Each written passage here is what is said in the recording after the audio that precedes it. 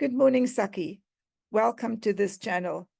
I'm very interested to hear what you have to say about the Bloemhof Dam. And before you tell us your opinion on what is happening at the Bloemhof Dam, I would like you to introduce yourself to the audience. Hello, Annemarie. Thank you. I'm Sakkie van Westhuizen, and I've been working in the water field for all my career.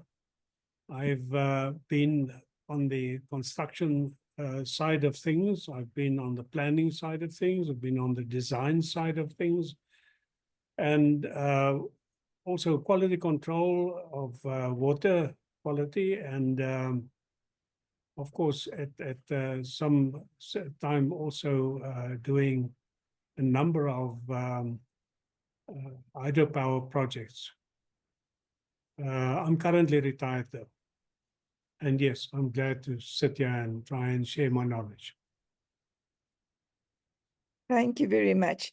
So the thing about the moment is the Bloemhof Dam, and there appear to be some cracks on the wall, and it caused some great panic.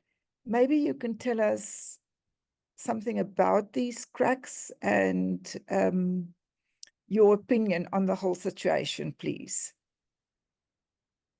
Yes, just the context a little bit.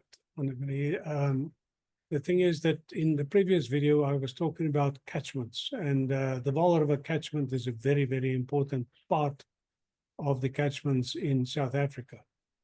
And Bloemhof Dam is very central to that catchment.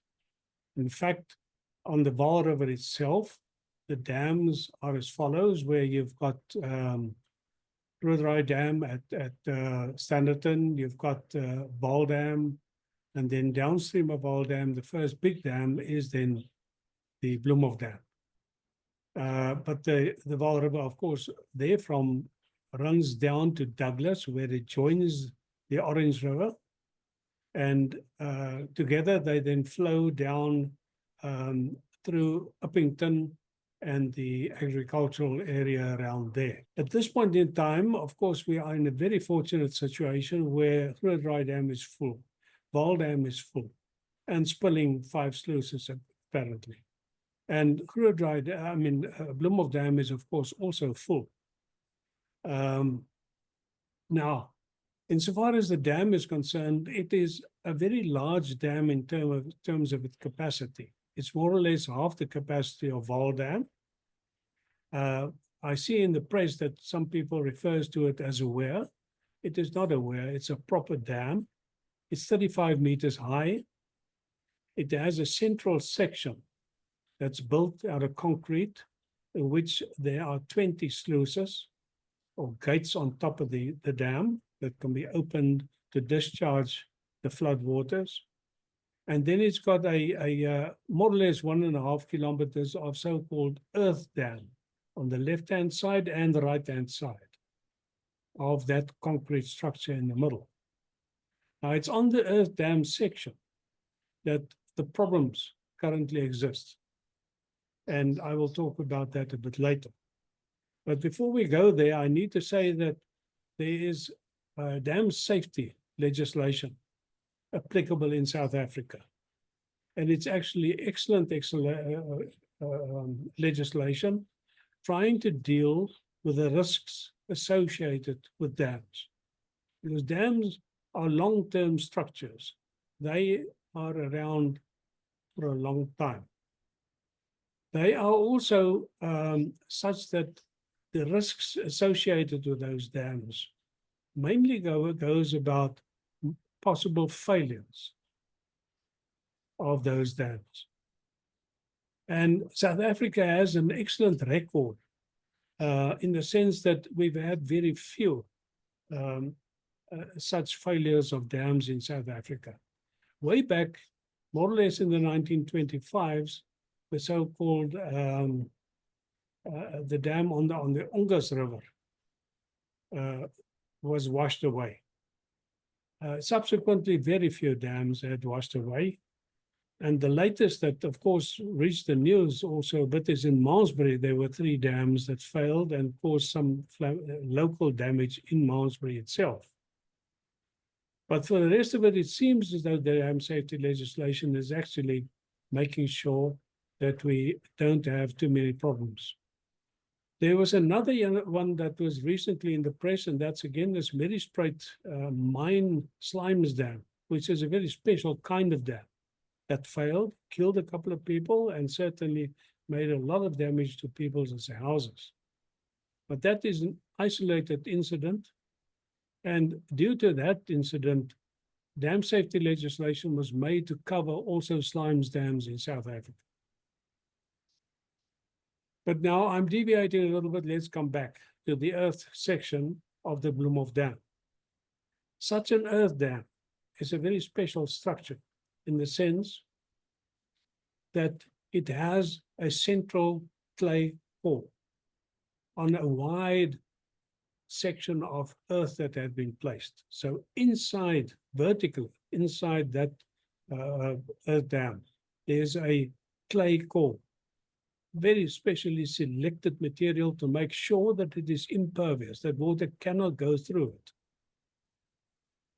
But that clay core is then supported on the upstream side of the dam, in other words, on the dam side of it, and also on the downstream side, on the other side of the clay core, protected by earth, which is placed very professionally against that clay core. This earth has to have a certain level of transmission of fluid out of it, especially when there's a rapid drop down. So it is not that tight, but it is structurally rather sound. Now, in the case of Bloemhof Dam, and there are some other cases like that as well, the upstream side, the dam side of that outside fill against this clay core is protected against waves by concrete slab. Now, in this case, it's more or less 150 millimeter thick, very high quality concrete that was placed on top of the soil, of the earth, that is now supporting the clay core. This concrete is then the protection against waves, to make sure that that earth doesn't wash away and carve away until you find the earth, the clay core exposed and damaged, that could cause damage. To come back to this, the wave protection, just to put context to that, the wave protection in most dams is very important, and certainly also so in the case of Bloemhof Dam. There is a fetch. Now, I'll explain the word fetch just now. There's a fetch of 21 kilometers. That means it's a clear, open, straight water surface of that dam, which is 21 kilometers away, or it starts 21 kilometers away from this earth dam and where this wave protection is placed. Now, if the wind is coming from the southeasterly side of Bloemhof Dam, the build-up over 21 kilometers, the build-up of waves on this 21 kilometers open surface of the dam creates rather large waves. And if that continues for an extended period of time, it would create a lot of damage. Now, what's happened is that at some point in time, and I understood that it's more or less 10 years, 15 years ago, the first damage to these slabs were observed. And currently, there are 6 places which had been photographed and observed and checked by engineers. 6 places, 6 different places, where that surface, that protection, the wave protection, is damaged.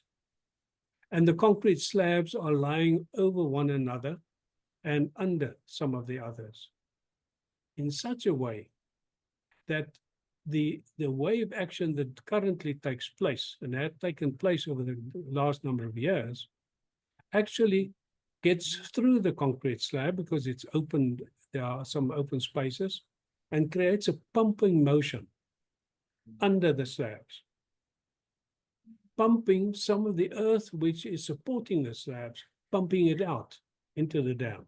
In other words, it washes up. And when it draws back again, the wave draws back again, some of the soil comes out. And as every wave then comes by, this keeps happening to the soil supporting the slabs. And this is where that damage then comes from. But of course, it gets perpetuated. Whenever there's a huge wind coming along this 21 section of fetch, 21 kilometer section of fetch, going directly onto these slabs. Now, under these slabs, there are drains that are very highly selected material to make sure that you drain all the water under the slabs to keep the stability correct. These drains also gets damaged in the process, also gets pumped out. And this would then keep continuing and eventually may reach that clay core. There are some assurances from the department last week, which says that the dam is not in danger at this point in time. And these are professional engineers who had been inspecting these sites. However, I'm maybe a little bit conservative in the sense, but as far as I'm concerned, when one has that kind of damage on a dam that is that important in the system, one fixes the slabs. You fix the problem. Maybe I must just add that, you know, these photos that have been in the press over the past week looks as though it is not so large, the damage. However, you can only see above the water surface. As the dam was empty and as it's rising and any wind comes along, it could have damaged some of those slabs which is currently underwater and extensively damaged. So fixing the problem is the important thing and doing it as soon as possible. Sakkie, Yes. may I ask a question here? How will anybody establish the damage under the water level? Will the Department of Water Affairs perhaps send divers to go and see if there's any damage down there? It's just a thought. I'm not sure whether divers were used in this case. Water Affairs makes use of divers from time to time. But the extent of damage is very difficult to assess even by a diver, because the damage actually sits behind the slabs and you cannot get in there. And especially not if you're a careful diver, because I mean, those slabs can shift as well. So if you really want to dive under the slabs, that becomes very dangerous.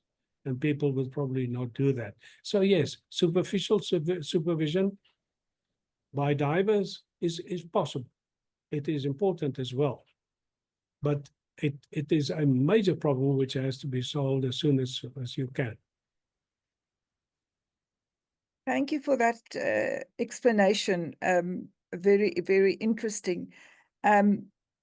What would you predict how long you think the restoration of this dam wall can take if you want to venture that way? I don't want to put you on the spot, but do you think it can take days or months or years to fix it and to establish if there's any more damage that's not visible to the eye? Yeah, nobody. I'm not in a position to know precisely what the designs for the fixing is. So I don't know. Yeah. All I can tell you is that I have built cofferdams in Val Dam, and those are major structures. And to be able to work on this particular dam, you would have to build 6 such large cofferdams. So it's not a small task. There's a lot of risks associated with that as well, because you never know, when does it rain again? When does, what must your cofferdam look like? It must also be able to take that 21-kilometer waves, the waves that gets fetched over 21 kilometers. So it could be a rather extensive piece of work with a lot of uncertainty in it, but I don't know how long. Sure, interesting. And what is a cofferdam? Yeah, that's a temporary dam, which you will need to get below the water surface and start working on this slab below the water surface. In other words, it's a temporary dam. It's like a road deviation.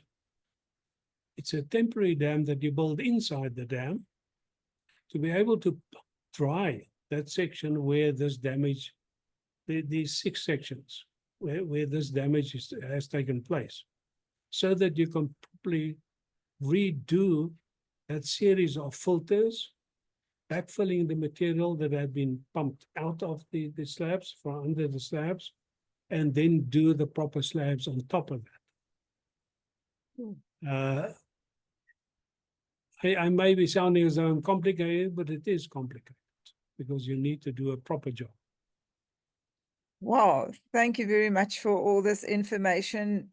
We trust that our Department of Water Affairs will act swiftly, because it is not something that one can put on the back shelf. It's got to be acted on immediately, as I understand it. Sakkie, thank you very, very much. Is there anything else you would like to tell our listeners at this stage? Maybe just a little bit about the dam safety legislation. The legislation requires that dams be categorized in terms of certain features of that particular dam.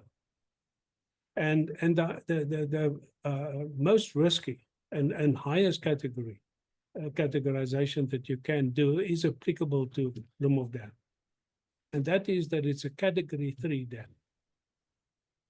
The dam is 35 meters high, which is part of that categorization. The dam has a massive capacity. And the dam is situated on the Vaal River in a position where failure of the dam would cause major damage downstream. And there are many international cases of such dams which really became huge disasters when they broke. So that category determines a number of things. One is that every 5 years, a full investigation of the dam has to be done in terms of the legislation. And a report has to be submitted to Water Affairs on precisely every bit of concern around the dam safety of that dam. It has to be submitted by an approved professional person. Now, approved professional person is an engineer, is with the assistance of the Engineering Council of South Africa, is being allocated that title of an approved professional person. So they are really very responsible people who are submitting these reports. But the reports has to lead then to making sure that the dam is safe. Because then a instruction has to come from Water Affairs to the owner of the dam to fix the problem, and to what extent it has to be fixed and when. Now, tell me, do you know if there is such a report? When was the last report that Water Affairs received, or should that be public knowledge? I'm not sure when the last report was submitted, but every 5 years, and this dam was built in 1970, so there must be a whole series of reports indicating precisely damage happened when, and precisely what repairs were done if any repairs were done to any part of the dam. So those series of reports certainly has to be available to Water Affairs. Now, maybe one other important part of this legislation is that the department owns a number of dams. The state, the Department of Water Affairs. Municipalities owns dams. Mines owns dams. And so huge industries also owns dams. So there is a requirement for submitting these dam safety reports from all owners. Certainly the department as well, but all private owners as well. And most of the information in those reports, especially private owners, would probably not like to have that report submitted anywhere else. But the legislation makes provision that there is a dam safety office, a very specifically a dam safety office to be established, and they are established. They are incidentally located in the Department of Water Affairs at this point in time, but they are not part of the structure of the Department of Water Affairs. They are deemed to be independent and has to adjudicate and judge on any of these reports on the facts and not on the whims of the owner. So at least the checks and balances are in place. So if you ask to see what's in such a report, do you think the Dam Safety Office will give you access to such a report? I must tell you that I have asked for the Bloemhof Dam decision of the Dam Safety Office. And they indicated that they will pass it on to people that haven't seen it yet. Okay, great. That's awesome. So when you receive it, I think it would be nice to hear what you see there and what the real facts are, because facts are very important. And at the moment, we don't know everything of what's happening there at the moment. Yeah, there were some press releases, which has some flaws in it, like I think the Bloemhof Dam was called a weir, as though it's, you know, a tiny little structure. In fact, it is a huge dam. But yeah, there were some press releases about that. And I understood that there are some special inspections going to take place there. Wow, thank you very much, Sakkie. I really enjoyed this input on the Bloemhof Dam, and we hope to keep you posted so that the public can rest assured that something is happening there. Thank you very much for your time, Sakkie. Thank you, Anne-Marie. Have a nice day. You too.